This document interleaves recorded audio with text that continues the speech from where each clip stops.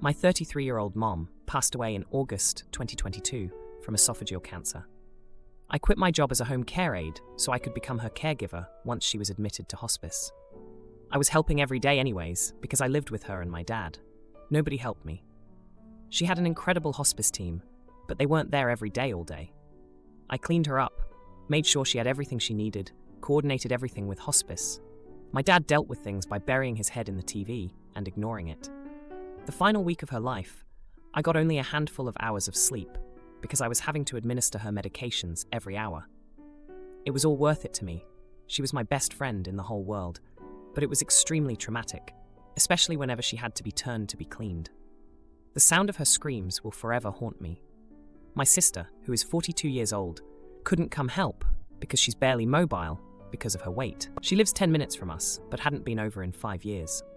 By the time she made it here, our mom was so out of it that she couldn't carry a conversation. Before she died, when she was still lucid, my mom told me she wanted me to handle all of her affairs after she passed, planning her celebration of life, her cremation, and the distribution of her things. She also said she wanted me to have her wedding ring, cost $400, her diamond necklace earring set, cost $349, and her 2014 Mazda 3, even though I don't drive, in case I wanted to learn, and if not, she said I could sell it. Well, I have opted to not drive, and so I'm selling it to my dad's girlfriend's granddaughter for $3,000. My sister is extremely jealous, very on brand for her, because she said her husband could sell it for $10,000 and they could get a commission. I said we already have a buyer. But I am paying her husband $150 to detail the car. My sister is very upset they're not making any money off the sale, and she finally blew up at me last night. She said our mom would be upset if she knew I was selling the car for cash. I told her what our mom said, that it was up to me. She says it's so funny how I get everything of value of our mom's, and she only gets some of her ashes and sentimental items. I told her I didn't know what to say, that our mom left those things for me. She hung up on me, and so I sent this before blocking her. Excuse me, I'm the one who busted my freaking butt taking care of her in her final days. I held her hands as she lay dying. Not you, not dad, not anyone. Me. So yeah, she gave me more than anyone else, because I was the one there for her through all of it. You didn't even try to come over here for a whole 5 freaking years. So you can take your butthurt, bitter butt attitude and shove it up your butt, dude. I'm not doing this with you. Feel how you want to feel. I really don't care. I have enough on my plate. I don't have time for pity parties. Am I the idiot? I'm questioning myself and starting to feel guilty. What do you all think? Now for a few comments before the update. Comment 1. Not the idiot. First, my deepest condolences to you. Been there, done that with my mother and my mother-in-law. It's a rough road to travel, but in the end, I wouldn't trade the experience of being there for the people I loved at the end of their time here on Earth. Second, your message to your sister is perfect. She couldn't be bothered to do the heavy lifting, but wants a participation trophy. Comment 2. Not the idiot. She says it's so funny how I get everything of value from our mom, and she only gets some of her ashes and sentimental items. The sentimental items have value. It's a shame your sister only cares about the money aspect of things. Now, for the update. Hey everyone, thanks for all the support on my last post. It's been a wild couple of weeks since then, and I've got quite the update for you all. So, after I blocked my sister, things took a turn. Dad's girlfriend, let's call her Linda, got involved. Linda has always been the peacemaker type, and she tried to mediate between my sister and me. She suggested we all sit down and talk it out. I agreed, thinking maybe we could finally clear the air. The meeting was tense from the start. My sister came in with a chip on her shoulder, and I was on edge. We sat in the living room, the same room where Mom had spent her last days. It felt like her presence was still there, watching over us. Linda started by saying how Mom would have wanted us to stick together. My sister rolled her eyes, but I could tell she was listening. I took a deep breath and explained again why Mom left me the items and how I had been there for her. I told her about the sleepless nights, the screams that still echoed in my head, and how I had put my life on hold to care for Mom. My sister's face softened a bit. She admitted she felt guilty for not being there, and that her anger was more at herself than at me. I was shocked. This was the first time she had ever shown any remorse. But just as we were making progress, Linda's phone rang. It was her granddaughter, the one buying the car. She was outside, ready to pick it up. I excused myself to go handle the transaction. When I came back, I found my sister in tears. Linda was comforting her, and I felt a pang of sympathy. Maybe we could finally mend our relationship. The next day, Linda's granddaughter called me. She was ecstatic about the car and thanked me for the great deal. She mentioned offhand how she couldn't believe the car was only $3,000 when it was worth so much more. I felt a twinge of guilt, but brushed it off. It was my car to sell, after all. A few days later, I got a call from a number I didn't recognize. It was my sister's husband. He was furious, accusing me of cheating them out of money. He claimed that he had a buyer willing to pay $10,000 for the car and that I had stolen that opportunity from them. I was floored. My sister had twisted the story, making it seem like I had gone behind their backs for a quick sale. I tried to explain that wasn't the case, but he wouldn't listen. He hung up on me, and I was left feeling betrayed all over again. The next day, I got a text from my sister. She apologized for her husband's outburst and asked if we could talk. I agreed, still hoping we could work things out. We met at a coffee shop, a neutral ground. She looked tired, and I realized how much this feud was weighing on both of us. She explained that her husband had misunderstood the situation. He thought they were entitled to a cut of the sale because he had offered to detail the car. I explained that I had already agreed to sell the car to Linda's granddaughter before he had even offered to detail it. The $150 was a separate payment for his services, not a commission. My sister seemed to understand, and we both laughed at the ridiculousness of the situation. We talked for hours, going over old memories of Mom and our childhood. It felt like we were finally reconnecting. But as we were leaving, my sister mentioned how she still felt left out of Mom's will. I reminded her that Mom had made her wishes clear and that I was just following them. My sister nodded, but I could tell she was still hurt. I promised to help her find something of Mom's that she could keep, something that would mean as much to her as the wedding ring did to me. As we hugged goodbye, I felt a sense of closure. It wasn't perfect, but it was a start. And as I walked away, I realized that maybe, just maybe, we could find a way to be a family again. But then, just when I thought things were settling down, I got a message from Linda. She said her granddaughter had been in a minor accident with the car. Nothing serious, but the car had a few scratches now. And guess who she had called to vent about it? My sister. My sister had taken this as proof that I had sold a faulty car and was now demanding that I take it back and give her the money instead. I couldn't believe it. After all the progress we had made, we were back to square one. I tried to explain that a minor accident had nothing to do with the car's condition at the time of sale, but my sister wouldn't hear it. She was convinced I had somehow scammed her and Linda's granddaughter. Stepdad keeps making inappropriate comments about my son's hair and suggests he's not my husband's. Oh boy, he demands an apology from my husband. I, a 28-year-old female, recently gave birth to my son.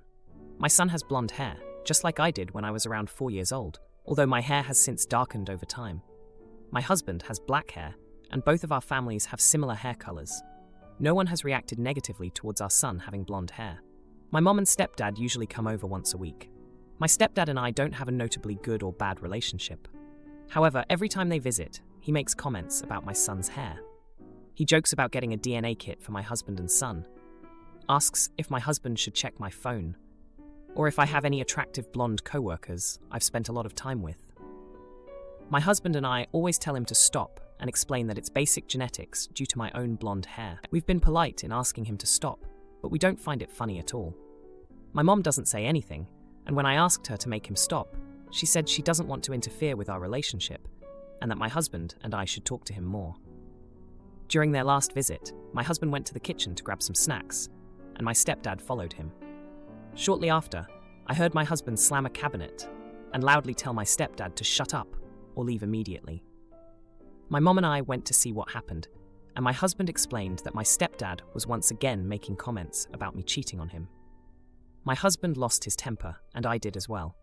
I told them to leave and not to come back until my stepdad apologizes. They tried to explain that it was just a joke, but I insisted they leave. Eventually, they did. Later that night, I texted my mom to explain myself and apologize for kicking her out as well. She responded by saying that my stepdad is feeling down and disappointed in how my husband treated him. They both expected apologies and a lot of effort to make up for the incident. I feel terrible and guilty. I know I hurt my mom and stepdad, and I may have made a harsh decision. My sister understands my frustration, but thinks my reaction was unnecessary. My husband supports me, and is glad they won't be coming over anymore. If I was in the wrong for reacting this way, I will apologize. Now for a few comments before the update. Comment 1. Wow. I'm sorry. I don't find things like this to be remotely amusing because they are so hurtful. Upon hearing you don't like the joke, the matter should have been forever dropped, not the jerk. I don't care if other people shrug this kind of thing off. You clearly don't. I grew up hearing the jokes about how I must be the milkman's kid because some of the family swore. I presented in childhood as looking like my mom and not my daddy. I remember feeling hurt and then really angry every single time. My grandfather one day just lost it, told his daughters, my dad's sisters, how cruel and unfunny I found it when I was like 13. So again, if you don't think it's funny, it's not a damn joke. You did the right thing. Good for you. Mom, if you leave me to manage your husband, he will get schooled and get his feelings hurt every single time. This is on both of your heads. I am not tolerating another second of this trashy behavior. Thanks for listening. Comment 2. Not the jerk. You tried to talk to the both of them several times. It was evident that at some point the tone would rise. Is it ideal to scream at your stepdad?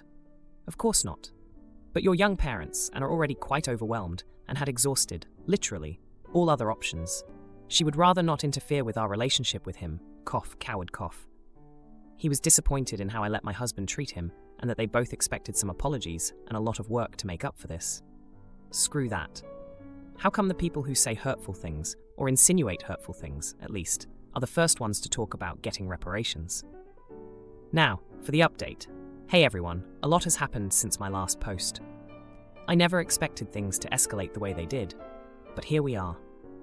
After the incident with my stepdad's inappropriate jokes about my son's hair and the confrontation with my husband, things went from bad to worse.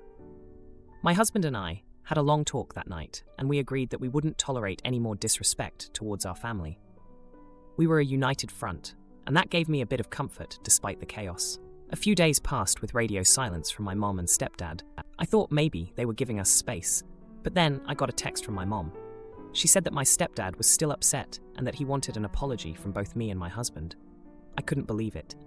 After all the hurtful comments and the tension he caused, he was the one demanding an apology. I was torn. My mom and I had always been close, and I hated the idea of our relationship suffering because of this. But I also knew that I couldn't just sweep everything under the rug.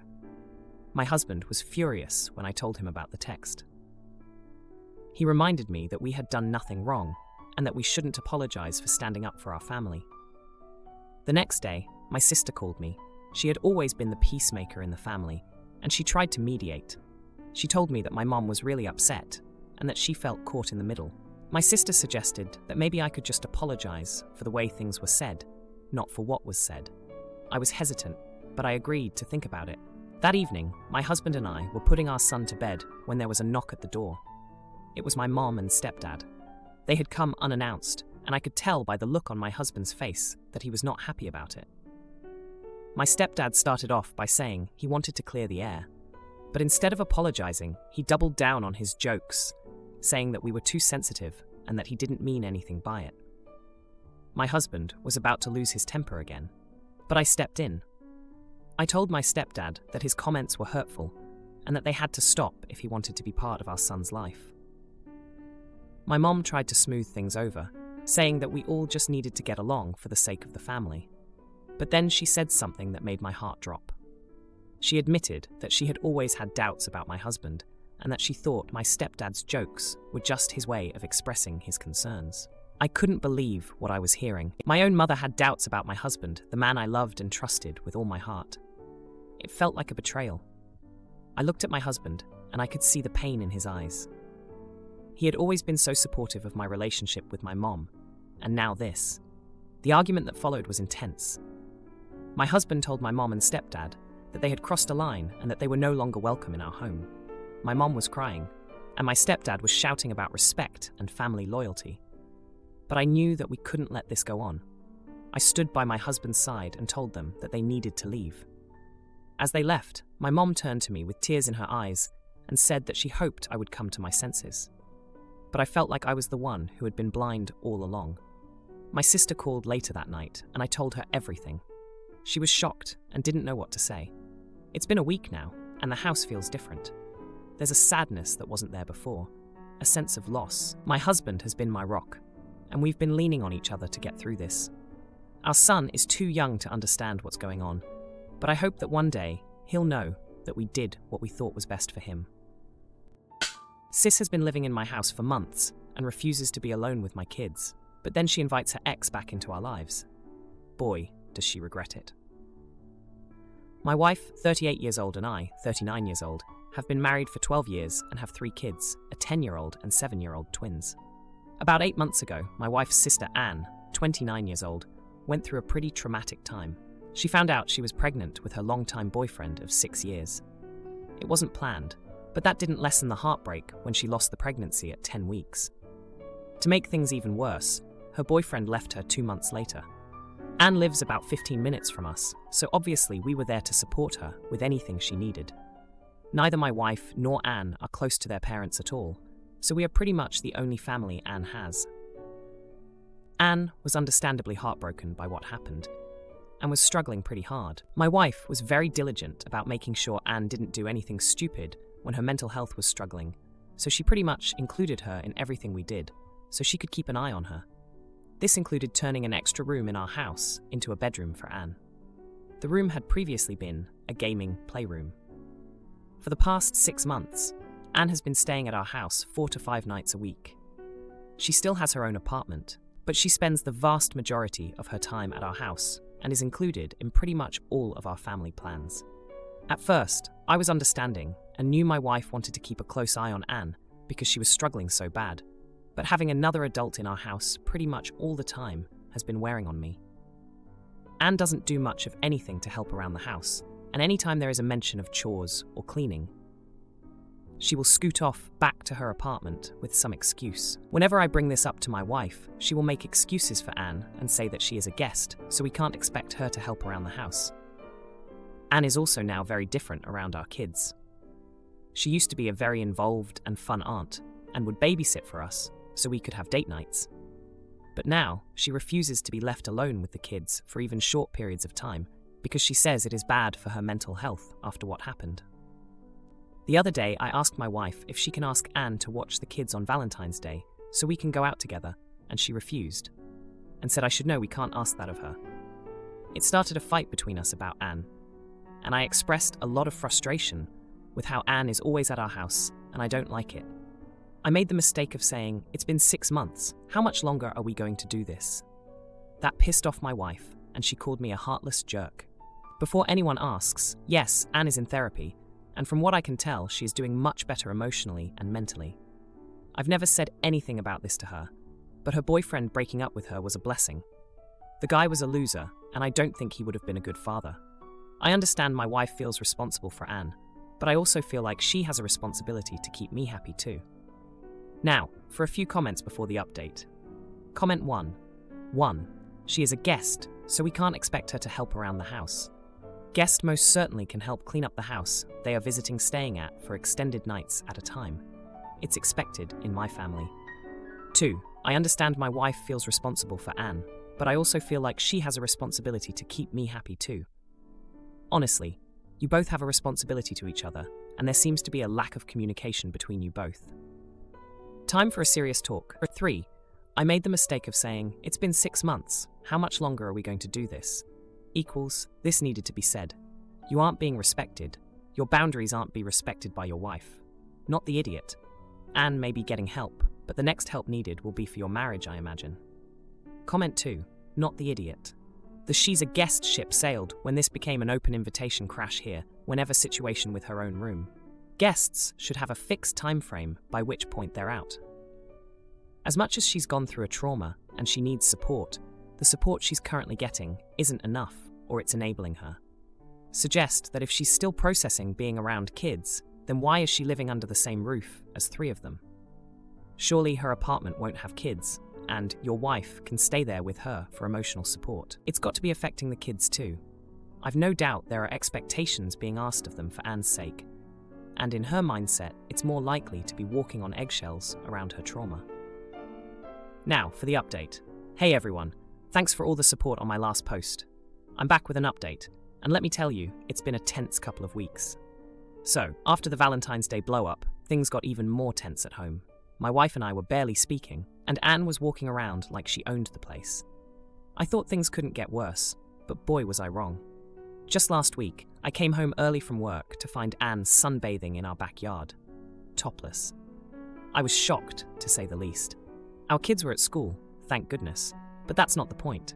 When I confronted her about it, she just shrugged and said she didn't think it was a big deal, since no one was supposed to be home. I told my wife about it, and she actually defended Anne, saying she's just trying to feel comfortable in her own skin after everything she's been through.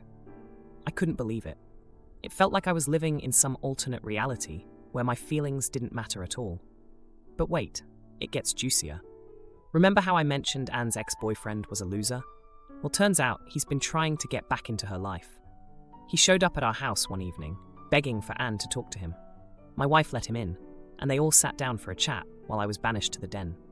I could hear them laughing and reminiscing about old times. It was like a slap in the face.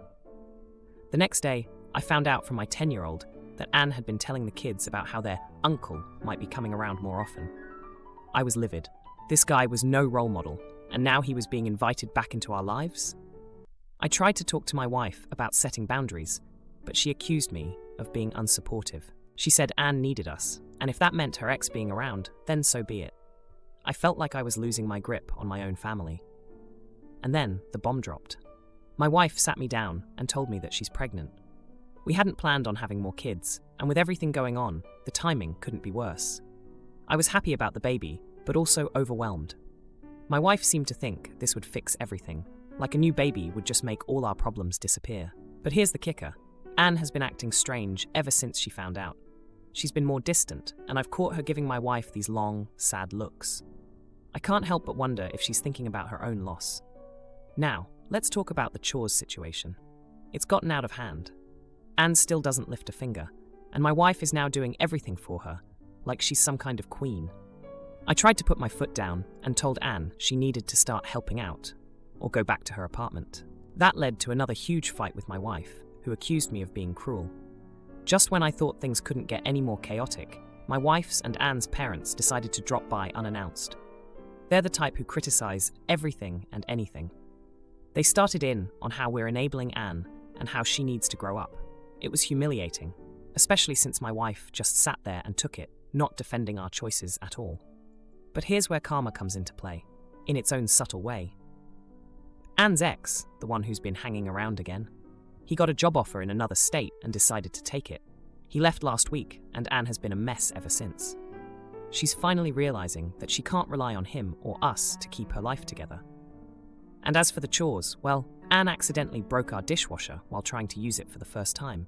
She had no choice but to learn how to wash dishes by hand, and now she's been helping out more around the house.